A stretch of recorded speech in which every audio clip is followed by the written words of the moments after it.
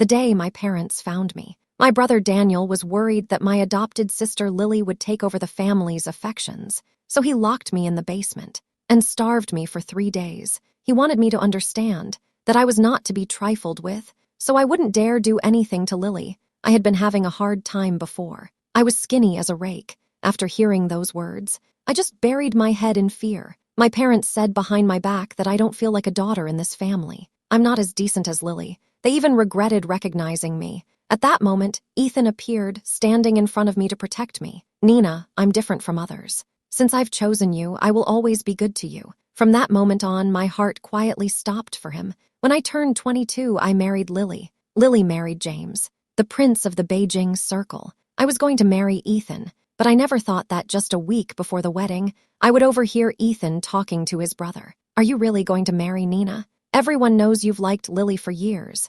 Are you really okay with this? Ethan never smoked. He coughed violently from the smoke. He said, Ethan's family is going bankrupt. James' family is wealthy. I have to make sure she has a secure future. This isn't good for Nina. She's had a hard life too. Michael tried to persuade him, but Ethan just laughed indifferently. My life is worthless. I'm lucky to be the eldest daughter in my family. Besides, I've given her a life that's no worse than before she came back. She should not only be content, but also grateful to me. Then you don't have to give half your fortune to Lily. How will you live? And what about the bride price for Nina? James' family is in a complicated situation. I don't want Lily to feel aggrieved after she marries into the family. I want to support her as much as I can, so that she can stand tall in James' family. As for Nina, she doesn't care about any of this. His indifferent attitude makes me feel cold. I stood in the doorway. It felt like all the blood in my body had coagulated. I was so cold that I was shivering.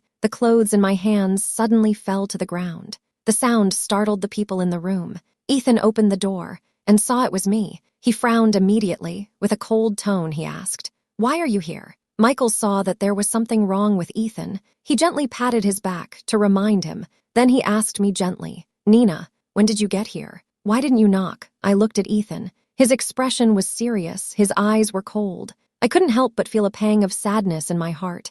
I said softly, "I just got here. I wanted to show you the wedding dress I made with my own hands." I got so excited that I forgot to pull the pins out. I accidentally pricked my finger. Ethan let out a quiet sigh of relief. Then he took my hand and looked at it carefully. He said, "How could you be so careless? It's bleeding. It hurts to look at it." Michael laughed and said, "Are you two trying to make a single guy feel bad?" While he was talking, he looked at me carefully. "Nina, did you make the wedding dress yourself?" I was about to speak when Ethan spoke before me. "I am truly blessed. Nina loves me so much. Not only did she make our wedding clothes herself, she also didn't want a dowry from me. She is truly virtuous." As soon as he finished speaking, I smiled and asked him, "When did I say I didn't have to pay a dowry?" Ethan froze for a moment. The impatience in his eyes quickly disappeared. "Nina doesn't want me to empty the family coffers. We can't live on air after we get married." I didn't really want to pressure him. I just had a glimmer of hope when I asked this question.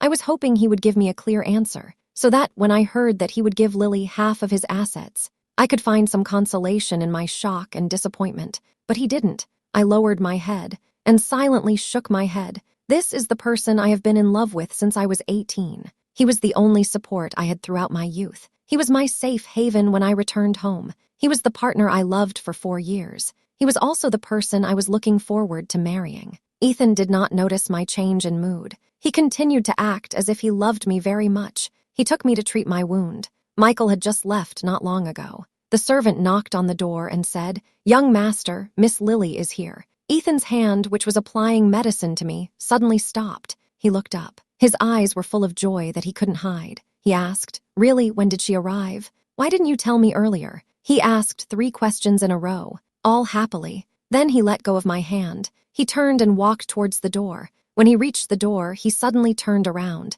It was as if he had remembered me. He said, "Nina, hurry up and follow me. Lily must have come to see you. She must miss you as her sister." His acting was really not very good. I could tell. I didn't expose him. I walked out with him. As soon as Lily saw me, she took my arm. She acted as if we were very close, like real sisters. Before I could say a word to Lily, Ethan said to me, "Lily loves fresh squeezed orange juice. Go make some." Lily said shyly. I didn't think Ethan would remember. At that moment, I didn't want to see either of them anymore, and turned into the kitchen. When I brought the freshly squeezed orange juice out, Ethan was already wearing the suit I designed. I stood not far away and took pictures of Lily. She was wearing the wedding dress I embroidered myself. The wedding march was playing on the stereo. Ethan looked at Lily. His eyes were full of love. "What are you doing?" I interrupted the delicate atmosphere between them. Ethan's face immediately sank. Lily said timidly, "Sister, I'm sorry. I really like this wedding dress. So I took the liberty of wearing your wedding dress. I'm really sorry." She apologized with her head bowed. She looked especially pitiful. This made Ethan's protective instinct well up. "Don't be angry. It's just a dress. What's wrong with Lily wearing it? Besides, a beauty like Lily wearing a wedding dress designed by you should make you happy." Lily hid behind Ethan. She gently tugged on his sleeve. On the surface, she seemed to be persuading him, but the look in her eyes when she looked at me was full of provocation. I stood there, staring at them expressionlessly, without saying a word. Lily spoke, "Sister, I'm sorry. I didn't think it through. I was too impulsive." But the more she spoke, the quieter her voice became. It was as if she couldn't catch her breath at that moment. Her neck began to turn red. Red spots appeared on her arms. Just as Lily collapsed, Ethan reached out to catch her. His voice was full of anxiety. "Lily, are you okay? Are you feeling unwell?" Ethan was so scared that he turned pale. His voice began to tremble. Lily couldn't speak. She just gently pulled at the collar of her shirt. Seeing that she was breathing heavily, I was about to reach out to help her unzip her dress. Ethan realized this too, but without hesitation, he chose another way. With a loud rip, the wedding dress I had spent 6 months crafting was torn in half. It was thrown on the ground like trash. My wedding dress. I wanted to stop Ethan, but he shook me off without looking back. "Now there's no time to worry about your wedding dress. Lily, this is all your fault." I stood there. Looking at the torn wedding dress, I felt so lost. But the wedding dress had a zipper, and I didn't tell her to wear it.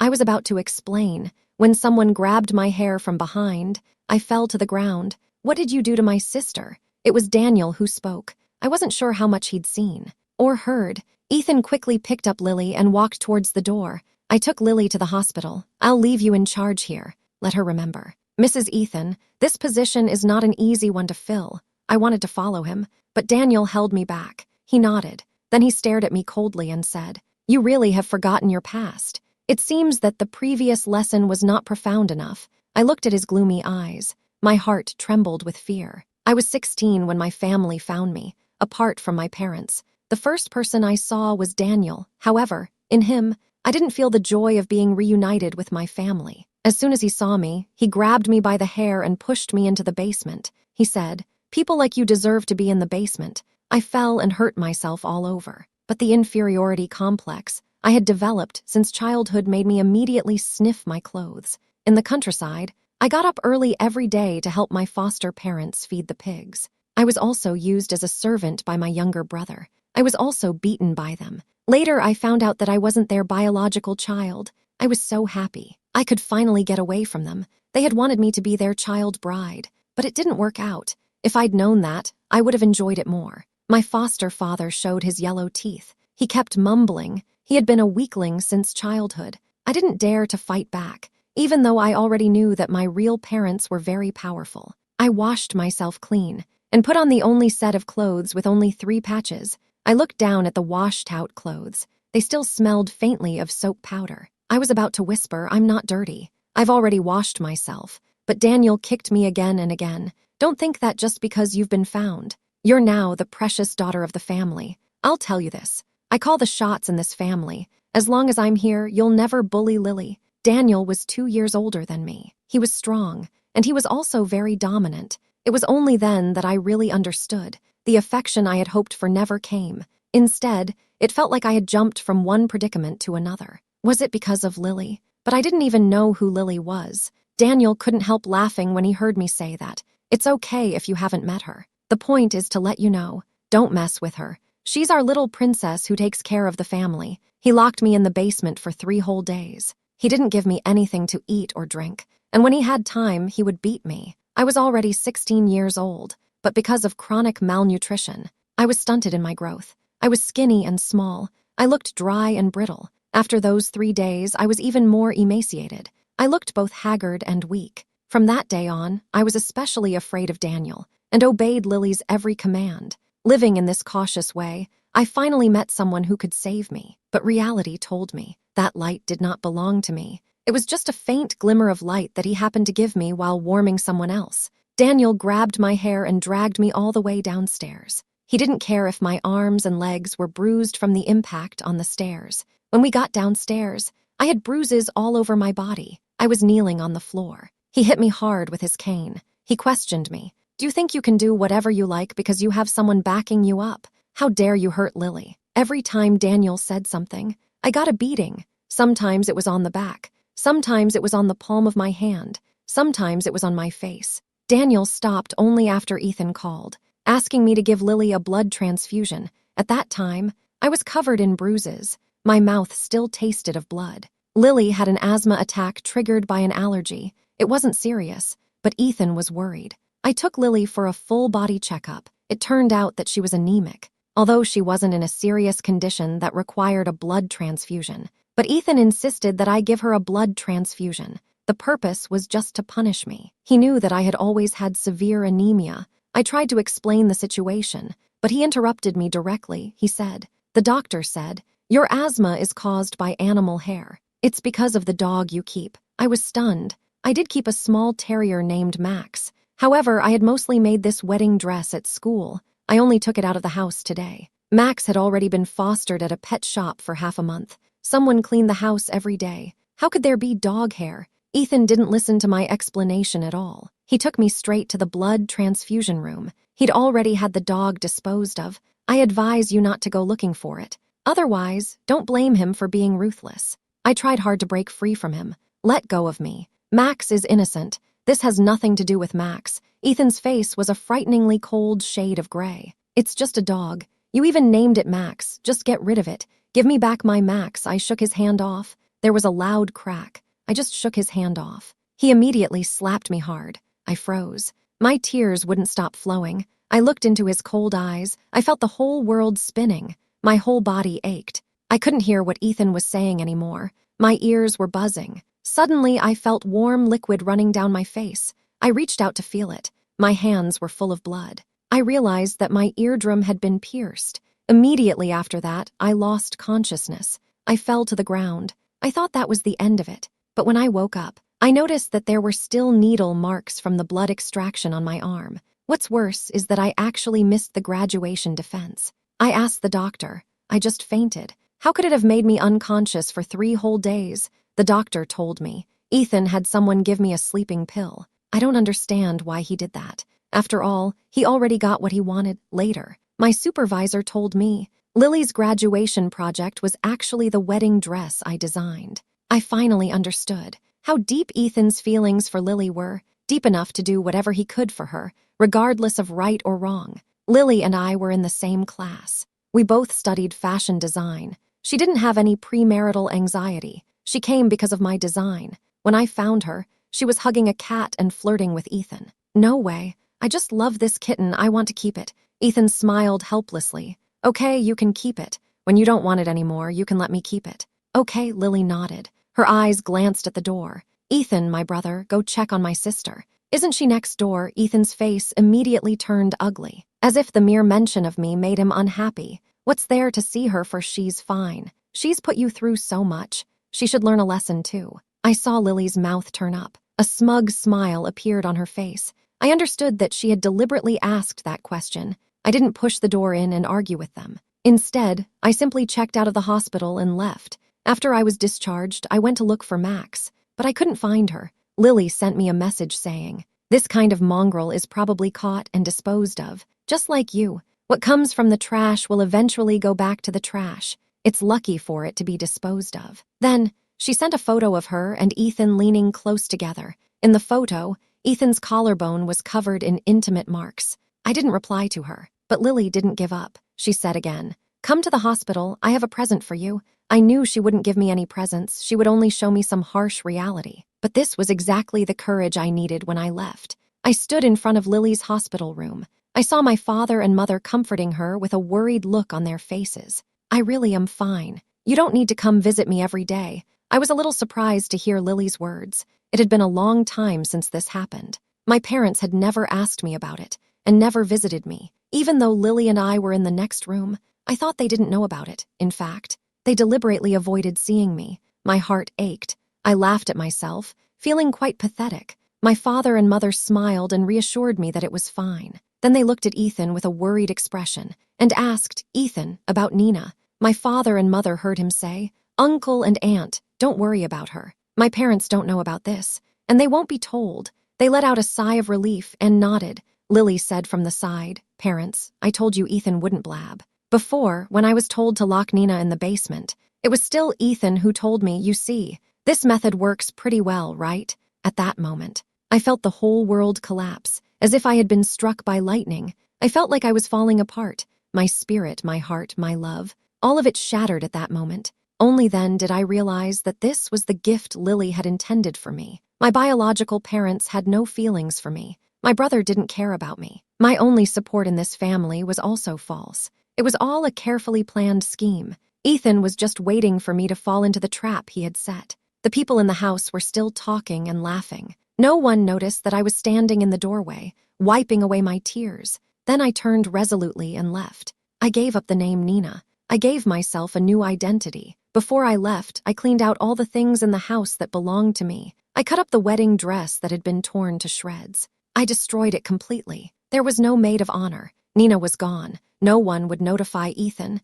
Ethan never contacted Nina on his own initiative. He decided to ignore her, to let her know that she had touched his bottom line. Until the day Lily was discharged from the hospital, Ethan called Nina. He wanted her to come and formally apologize to Lily, but he found that he could no longer reach her. He made countless calls, but they all showed no answer. She didn't answer the phone. How dare she? Daniel spoke with a fierce expression, as if he was ready to beat Nina up again at any time. Ethan frowned and stared at the phone. He was a little surprised. Nina never didn't answer his calls. Even if she was in class, she would sneak out to answer it, just because it was him calling. Never mind. She must be upset. I'll just go comfort her. These days, he already made Nina feel neglected. Lily didn't seem to have any major problems. It wouldn't hurt to comfort her. After Ethan dropped Lily off at home, he passed by a small flower shop and saw some red roses on sale. He bought one. Although the rose was about to wither, he didn't worry that Nina would be upset. Over the years, Ethan had never given Nina any sense of occasion, not to mention the romance of Valentine's Day or the surprise of a birthday. Nina would be moved to tears by a wildflower he picked casually by the roadside and carefully preserved it. Ethan confidently pushed open the door. Before even entering the house, he shouted, "Nina, look what I've brought you as a present." Ethan didn't hear Nina's reply. He was a little puzzled, so he walked towards the house. But the further he walked, the more he felt something was wrong. The house seemed a little empty. The not very attractive stuffed animal pillow on the sofa was gone. That was the first thing Nina made when she first went to university. She made it to practice her needlework. It was in the shape of a kitten and a puppy. She had always been particularly fond of animals. When she made her birthday wish, she said she hoped to have Ethan in the future, and cats and dogs. Ethan laughed at her for being greedy, but the cat and dog cushions were gone. Not just the cushions. The embroidered table, mats on the coffee table, the animal jigsaw puzzle in the corner of the room, they were all gone. Even Max's little house in the corner had been moved. The whole house seemed a lot emptier. Coincidentally, the things that disappeared were all related to Nina. In an instant, Ethan suddenly felt uneasy. He quickly ran upstairs. He slammed open the closet door. He saw Nina's clothes still hanging in the closet. He let out a sigh of relief. He knew in his heart, Nina would never leave. Later, he thought Nina was just feeling down and went out for a walk. He thought she would be back soon. He took a picture of the wilting rose and sent it to Nina. He wrote, "Nina, the rose is wilting while waiting for you." After taking the picture, he casually threw the flower in the trash. In the next few days, he would take pictures of the dirty laundry and send it to Nina. Ethan would fill the laundry basket with dirty clothes on the dusty stair railing at home. And the food he'd burnt. He'd take photos of all of it and send it to Nina. He felt that if Nina saw all of this, she'd immediately come home to take care of him. That's what she'd done in the past. But this time was different. Ethan thought he'd made Nina angry. To show his sincerity, he even put up a missing dog notice within a 5-mile radius. He felt that Nina would forgive him for this. But the messages he sent still showed as unread. Just when he was about to lose his temper, Lily arrived. "Ethan's brother. Nina has gone too far. You have to help me get even." Ethan had already felt better when he saw Lily, but when she told him about Nina, his mood turned sour again. Nina didn't reply to her messages. Instead, she went and caused trouble for Lily. Ethan asked Lily what had happened. Lily cried and said, "My tutor told me I won't be able to get my diploma. What happened? My tutor said my work was not original. He suspects I copied it. Not only will I not graduate, I have to postpone my graduation. Nina must have done it. She made me the laughing stock of everyone." Lily's graduation project was indeed a copy of Nina's. It was even more than a copy, of course. Ethan's help was also indispensable. Seeing Lily cry so sadly, Ethan's heart was filled with even more anger. He put his arm around Lily's shoulders, let her lean on his shoulder. He said softly to comfort her, "Lily, don't cry. Ethan will definitely help you get justice. I'll call her right now. Tell her to come over and apologize to you." After he finished speaking, he dialed the phone number again. This time, a mechanical female voice came from the phone. The content had changed. "Hello, the number you have dialed is not in service. Please check the number and dial again." Ethan heard this. He even doubted whether he had dialed the wrong number. The note clearly said Nina's name. When the phone hung up automatically, he was still in a daze, until Lily gave him a gentle nudge and said, "Ethan, brother, isn't that person not answering your phone call? She is really outrageous. My brother should teach her a lesson, to let her understand what she should and shouldn't do." Ethan heard Lily's words. His mouth opened in surprise. He looked at her blankly. "Lily, why would you think that?" Lily's face changed. She realized that she hadn't been gentle in front of Ethan. She hurriedly explained, I was just so angry. How could I really do that? She is my sister after all, but I still feel aggrieved. She has caused me so much suffering." Ethan watched as Lily's face turned so quickly. He couldn't help but feel a chill in his heart. "She didn't do anything bad to you, did she, Ethan?" "Brother, what are you talking about?" Ethan pushed Lily away from him. He stood up and walked towards the door. "Lily, you need to take responsibility for the plagiarism. I'm also responsible. I apologize to you. As for the other things, when your sister comes back, I'll explain after I've asked her for clarification. You go back first." It was already dark. Lily looked at Ethan's cold expression. Realizing that she had said the wrong thing, she wanted to go over and put her arm around him, to soften the mood by being cute, but Ethan just avoided her. There was nothing she could do. Lily had to turn around and walk away after Lily left. Ethan was unwilling to accept defeat. He tried to call Nina a few more times, but each time it was a wrong number. He quickly checked the messages he had sent to Nina. He found that the message that had been unread 2 hours ago had now been read. Nina had simply not replied. At that moment, he received a call from the pet shop. They asked if he had lost his dog. Ethan thought that the pet shop had found Max. He quickly drove over. When he arrived, he realized that they were asking if he had any plans to get another dog. They also said that the membership card was about to expire. They couldn't get in touch with Nina. That's why they called him. Ethan was very confused. Although Max was gone, he felt that this was a way to make up for it with Nina. Was it still 500? She had always charged 500. When he saw the doctor, he nodded, although he was puzzled. Ethan's mood became even more agitated. Nina would not treat Max badly. If she only charged 500, it meant that was the most she could afford. Thinking about this, Ethan's mind suddenly conjured up an image of Lily swiping her card when shopping. She looked carefree, confident. Not only did the family shower Lily with love, they also gave her a lot of money. In contrast, they were indifferent to their biological daughter, Nina. They even seemed to neglect her a bit. He felt a pang of heartache and said with a bitter smile, "Let's put in 20,000 yuan first." On the way home, they passed a handicraft store. He and Nina had made a pair of couple rings here. "Mr. Ethan, is there something I can help you with?" he replied. "I've come to pick up the rings. They should be ready by now." The shop assistant asked suspiciously, "I thought you weren't making any more rings." Ethan then realized Nina had been here before. She had canceled the order for the rings. Through the surveillance footage from that day, Ethan saw Nina's face again. On the monitor, Nina's thin figure stood in front of the counter and told the staff with a smile that they didn't need to make the rings for her and Ethan anymore. "Miss Nina, what happened? You should know. You can't get a refund on a handmade ring, right?" Nina gave a small smile and nodded slightly. "Because we broke up.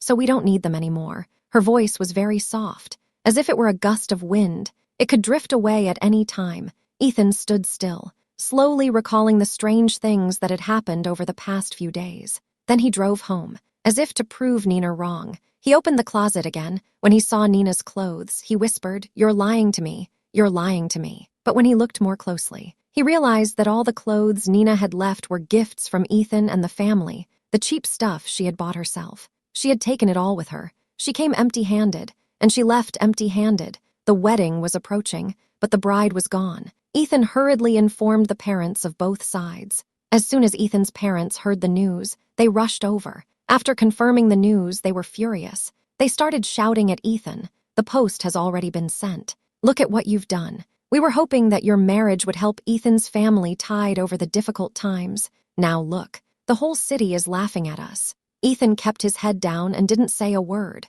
His mind kept wondering where Nina might have gone. She has no friends here, and no place to stay. Like a water lily, drifting with the current without a home. Thinking about this, Ethan suddenly felt that he had done the wrong thing. He had made up a lie about his family, and watched Nina jump into it without hesitation, and then destroyed her dreams with his own hands. When the deep pain hit, Ethan realized what a serious mistake he had made. It was wrong to lie to her, and failing to recognize his own feelings was an even bigger mistake. He realized this too late. If only he had stood up for Nina when he found out about the bullying at school. If only he had not hesitated to stand up for her. If only he had stayed up all night when Nina had a fever, he who never touched a finger to the household chores. If only he had made her porridge, just to recreate the taste of home that his mother had cooked for him in the orphanage. Nina had worked day and night to finish the design. She had hardly slept for days. She stayed by his side. Gradually, she became aware of her own feelings.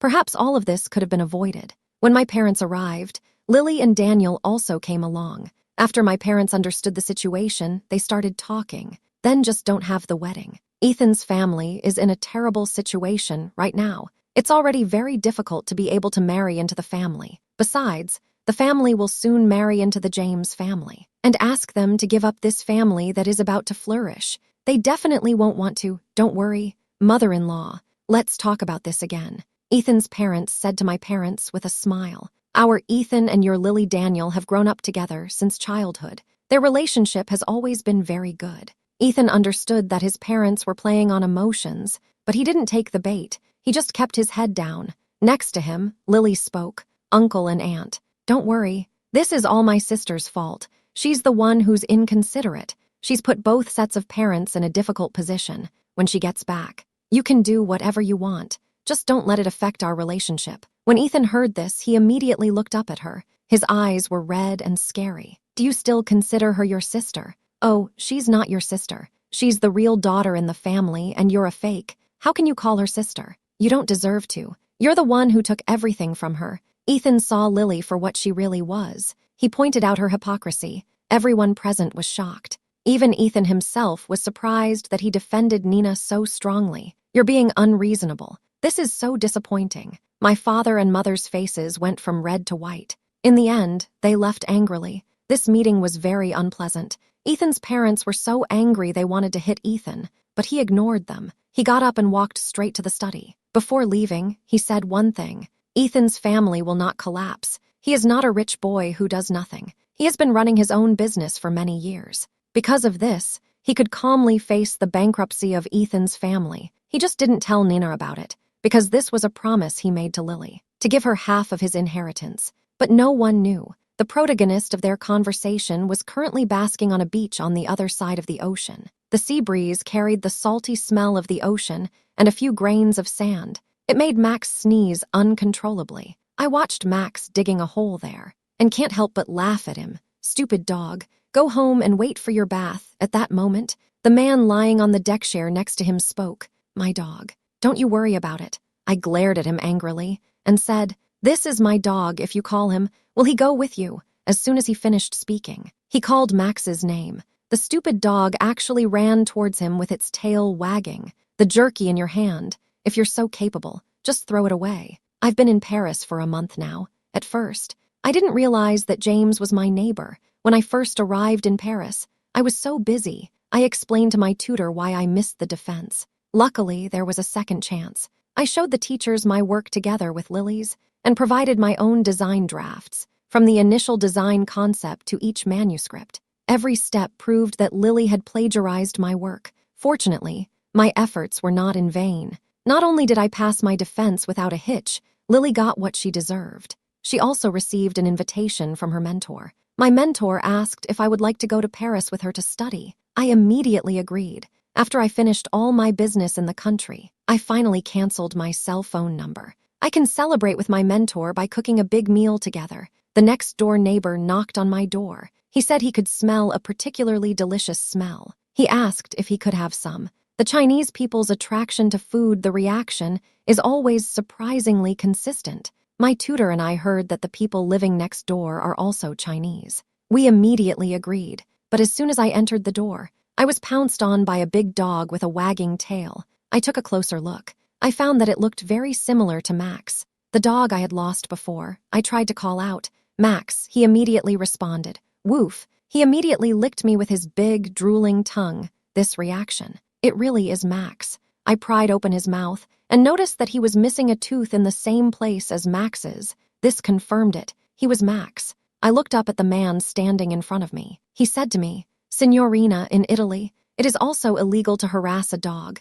He was well-dressed, good-looking, but with an air of authority. He looked extraordinary. Before I could ask him why he had my dog, my mentor exclaimed in surprise, "Is that Mr. James?" He nodded. My mentor then introduced me. "This is James. He really likes your work." I realized then that the irregular shirt he was wearing was my very first design. He had actually bought the copyright from me, without my knowledge, and now I was still so poor. What surprised me even more, I soon discovered that he would become my brother-in-law. He greeted me. "Hello, I'm Nova."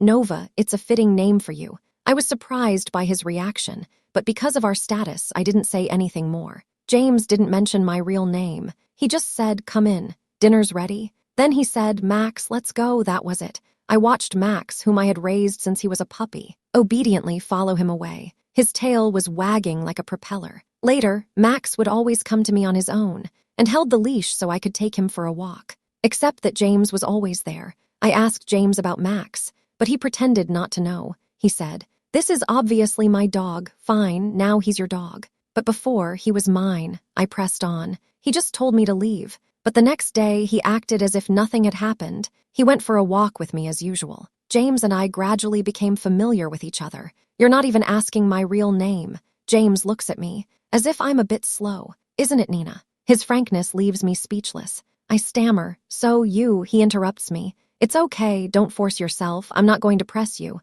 I don't think it's fair." I know nothing about him, but he seems to know everything about me. My dog, my name, my work. He even knows the style I designed. He knows everything about me. I want to make a fair deal with him, even if it's just asking one question about Max. What surprised me even more was that the wedding date was approaching. James didn't seem to have any intention of leaving. I gently stroked Max's head. I watched him eat with relish. I couldn't help but ask him, "Aren't you going back to your country? The time is almost up." James listened, raised his eyebrows, and asked me back with a smile, "If you can escape your marriage, I can't." Once again, he made me feel like I had no secrets from him. I sighed. I didn't want to continue this conversation. After a long time, the sun slowly set. The sea breeze was still slightly cool. I never intended to marry Lily. I looked at him doubtfully. His mouth curled up slightly. With an arrogant smile, he asked, "Am I blind to marry her? What is home? Why should I marry into the James family?" Until now,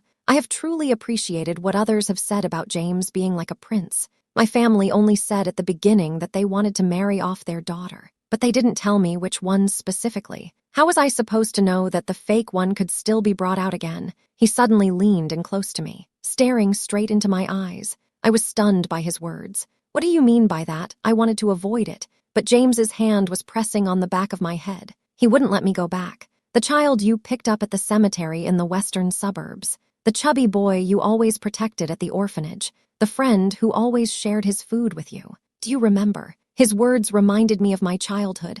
I went to the cemetery with the mother at the orphanage to pay my respects. As I walked around, I saw a chubby boy sleeping in front of the tombstone. We looked for his family for a long time, but couldn't find anyone, so we had to take him back to the orphanage. The little fat boy only stayed at the orphanage for a month. Then he was picked up by a limousine. I remember when my mother sent him off. She stroked my hair while saying, "When will we find our own family?" Nina, later, when I was 16, we finally found our family. At that time, I had already forgotten the little fat boy. It was you, James, who let go, and reclined back in the chair. Well, James' family had something going on at the time.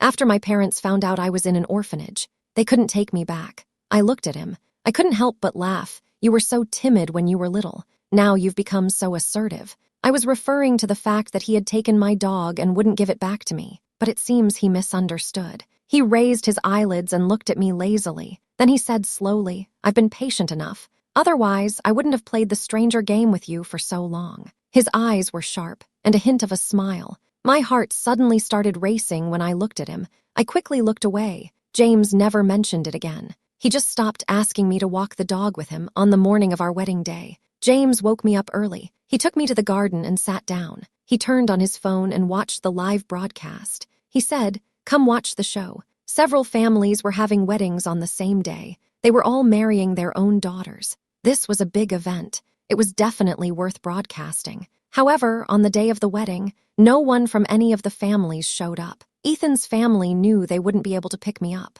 My family didn't even plan to pick anyone up. The time dragged on until the wedding hour. My family couldn't wait any longer. They had to personally escort Lily to the wedding car. This was already embarrassing enough, but compared to being married to James' family, it was nothing. However, when my family arrived at the wedding site, they realized that the groom was not James. It was John. The family had a nephew. Although he was tall and strong, he had done a lot of bad things. Even so, Lily still had to marry him, because whether it was James or John, they were both from the James family. That day, the Ethan family declared bankruptcy. Ethan was unable to save the Ethan family. Half of his family fortune was signed over to Lily when she got him drunk. After paying off Ethan's family's debts, Ethan had gone from being Master Ethan to just Ethan. Watching the faces of the people in my family change, I didn't feel happy. Instead, I felt a little sad. I had thought that when they brought me home, they would treat me like family and give me warmth. But I didn't expect that not only would they not become a safe haven for me, but they would instead become the wind and rain of my life. After watching that live broadcast, James started asking me to walk the dog together again. But this time, he wasn't just walking the dog. He started contacting me a lot, asking me out. I understood what he meant, so I told him straight out, "James, we're not right for each other. Life isn't just about love," and I didn't leave there to find the next guy. Up to now, I've received more and more fashion invitations. I've come to understand. I can give myself warmth. I'm my own support. I do everything alone, staying alone. James was not disappointed. Instead, he said he was happy with my rejection. "I hope you can become stronger. I promise I won't bother you. I will just silently follow if we can't go together. It's good to follow behind." Later, I learned about Lily. James told me when he returned from the mainland after taking care of things. During this time, Max had changed her position. She had an unfortunate miscarriage.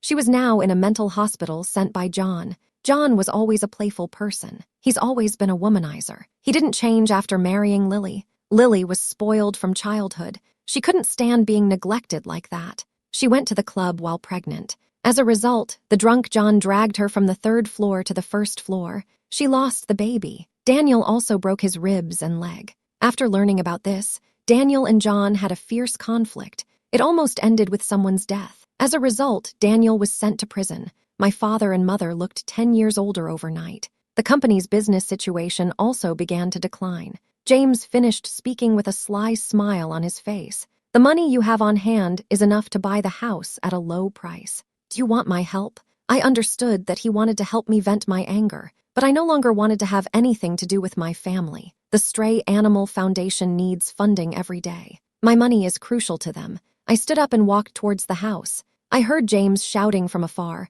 "What about Ethan? Don't you find it strange?" Hearing that name again didn't stir much in me. I knew he was deliberately jealous and asking me. I waved him off. I don't go online very often, but I'm not completely offline. I've seen the gossip about Ethan being photographed delivering takeaways, but it's none of my business anymore. I patted Max on the head, a gentle reminder. Don't just go off with other people in the future.